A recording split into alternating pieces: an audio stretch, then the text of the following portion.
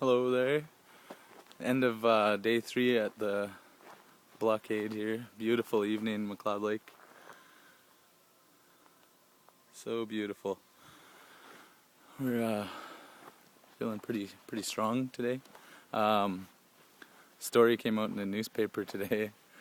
Kind of made me laugh. I talked to the reporter 3 separate times on the phone. Total of probably an hour and a half of talking on the phone, telling him our side of the story, and sent him about 25 emails containing pretty much everything to back up everything I said. And I got quoted for 5 words.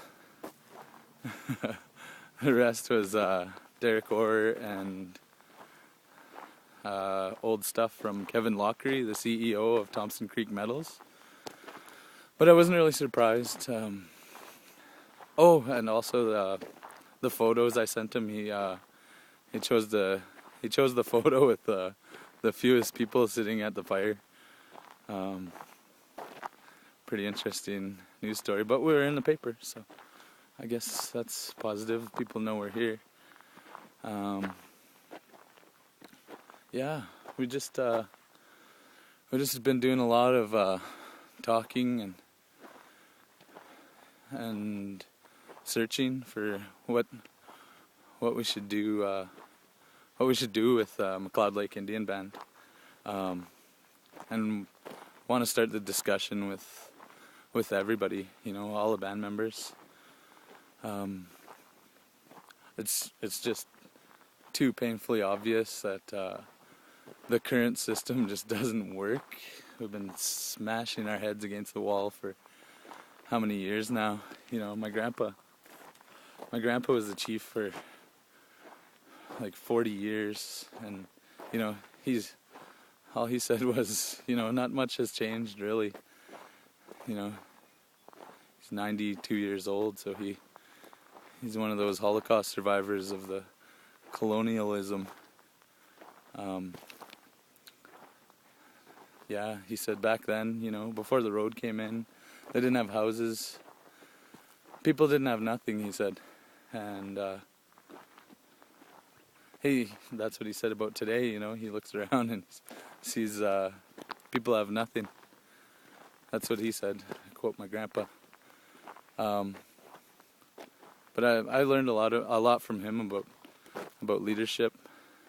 That's caring and sharing, making sure that your people are not hungry, and trying to provide jobs and stuff like that for them, and moose meat. Just what a beautiful man. I so proud to be his grandson, and that he chose me to pass on what our people are about. What is Tsekehne. So I carry that with me in my heart, and a lot of love for all the band members, honest and true love, and for our land and all the animals. The only thing I can see that we're really fighting, it's not the chief and council. Like, I love those guys. I want those guys to be part of what happens after this is all over.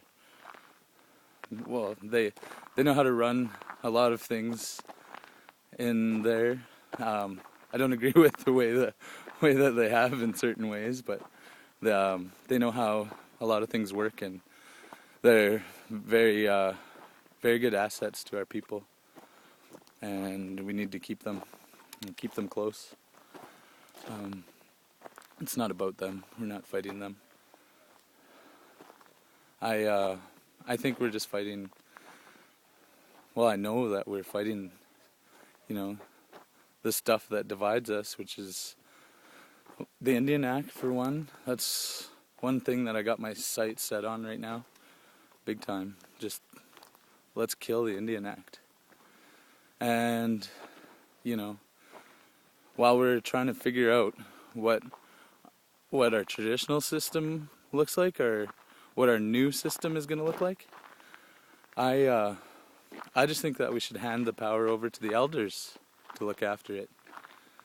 You know, they're the closest to our ancestors, other than our babies, and I think that that they wouldn't let us down. I honestly do. Until we figure out, you know,